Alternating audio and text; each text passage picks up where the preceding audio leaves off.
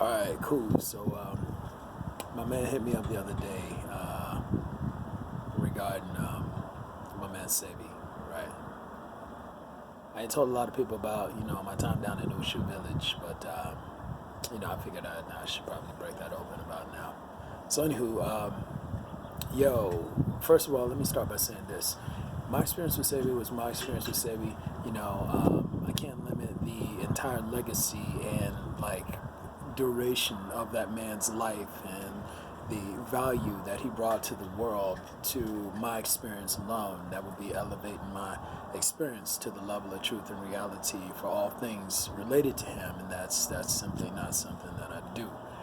That being said, here's how it went down in Usha Village. So anyhow, I took a flight down to Honduras. This was shortly after, I did my universal math video. I'm new to this whole avatar thing, whatever the hell it's supposed to be. And, basically, in layman's terms, I'm Neo looking for his Morpheus. I'm like, somebody needs to get me up to speed because I don't know how to do this shit, right? So, I started looking at some of Sebi's videos and whatnot, and some of the little snippets here and there and the things he was talking about, and they seemed to be in theme with a lot of the principles I was able to see through the avatar perspective. So I'm like, man, maybe this dude maybe he's that guy. So I get down to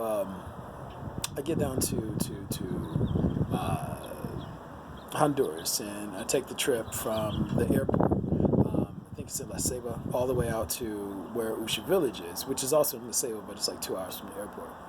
Anywho, I get there, man. There's a couple other people there on site. I'm just anxious to meet this guy because it's like, I'm figuring he's going to see me and he's going to be like, you're that guy. And I'm going to be like, yeah, you're that guy. And, we're going to politic and parlay from that point. But no, that's not how it went. So, we get down there and it's a couple other people there. I didn't get to meet Sebi the first day. He was up in the glass house and, he was just kind of chilling, doing his thing. I stayed down with the other people, and I think it was maybe 2 or 3 days before I actually got a chance to go and kick it with him for a bit. But when I did meet him, it was like with a group of other people. It was a bunch of people from the States. I want to say it's about maybe 5. It's 2 girls, 2 other guys, and me at first, and then another guy came later. But so here we are kicking it, and let me tell you something about Sebi. This dude is charismatic as hell, okay? One of the best storytellers you will ever hear. I mean, he cursed like a sailor just like me, so that's right up my fucking alley, man. And, he's nigga, please. Like, he said, but the way he said it, it was real,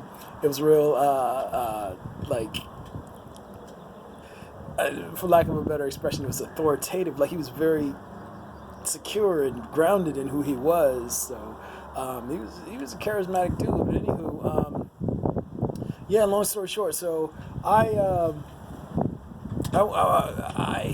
showed him, I presented him the double helix structure that I had built for my universal math video, and I'm like, this dude is gonna see like we're on that level, and other people are like, yeah, man, he built that, he figured that all by himself, and all this other stuff, and I'm like, chilling. I'm like, so when are we gonna be able to meet? When are we gonna be able to talk?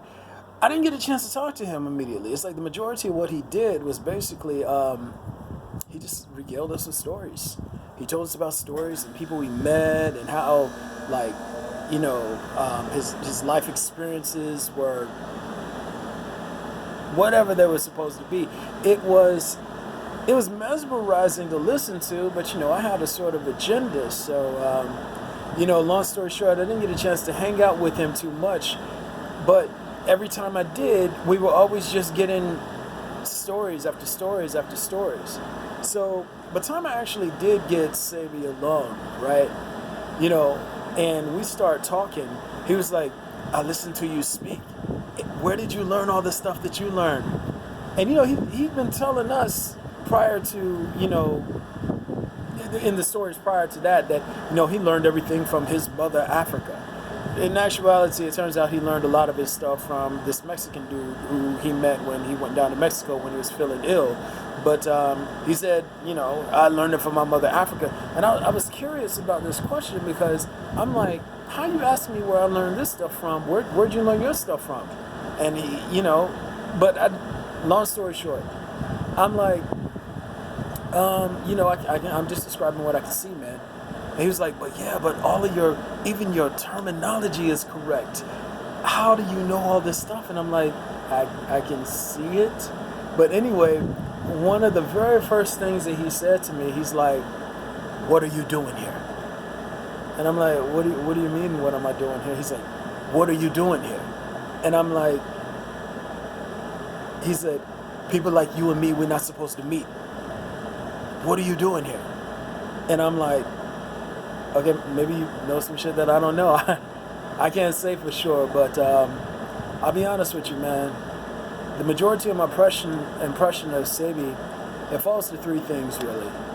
First of all, very charismatic, great storyteller. But I guess the second part would be, he sort of distracts you with stories. So you don't really get to engage him critically on,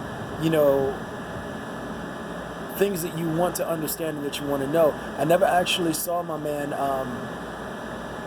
teaching people his stuff for free. Like, see, this is the thing. With me being what I am, when you're a conduit for truth, you can't really put a price tag on it. It just pours out of you. You don't even have time to assess it in order to give a value to it because it flows out of you so freely. So I noticed that he was selling all of his herbs and that he was a good businessman. And that was ultimately what my impression of him was. Point three, he was a great businessman. So he could sell ice to an Eskimo, water to a well. He could sell sand to a snake. But at the end of the day, there was a price to what he was doing. There was a price on everything that he was bringing to the world, and that rubbed me the wrong way. So I didn't necessarily see eye to eye with him on a lot of things. Like, he was trying to get his project Uruwa off the ground, and it's like, he was looking for investors, and every day that he brought us up for stories, he was trying to pitch us the idea. Like, he was trying to sell us on becoming investors in this project that he was going for. But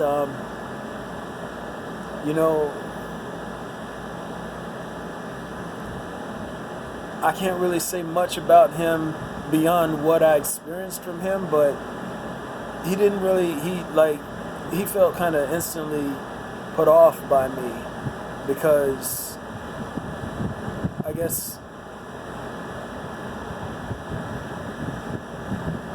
I'm like, and I don't want to say this the wrong way, but what I'm able to do is sort of like the real version of what he basically sells his audiences on. So, I didn't limit I don't limit my work to diet alone. I don't limit my work to, solely trying to be conscious or all that other stuff. I mean, dude was dope. He was fascinating. I mean, like, man, we were sitting in his glass house in the Honduras mountains during rain, smoking weed and listening to Pharaoh Monk, and that was the chillest experience in my entire life, I swear to God. Like, I love that shit. That was, like, amazing. But, just... I don't know where to go beyond that. Like, he was a hustler. And, it turns out, you find out that a lot of the herbs that he was getting from, like, overseas and stuff like that. I thought he was getting them from Africa. Some of the stuff was coming from China. Some of the stuff was coming from here and there. And, again, I wish that I met him at an earlier point in his... I wish I met him at an earlier point in his journey before, I guess, the sort of commercial aspect of what he was doing began to eclipse the truth that essentially motivated him to start in his path to begin with. You know, yeah, just brilliant, like super engaging, one of the coolest motherfuckers I've ever met in my entire life. Like he was super, super chill. But in terms of, you know, who and how he was, I can't say it was always this way, but what I met was a businessman who was looking to build an empire, not a man who was trying to heal the world. And that was ultimately the impression that I walked away with.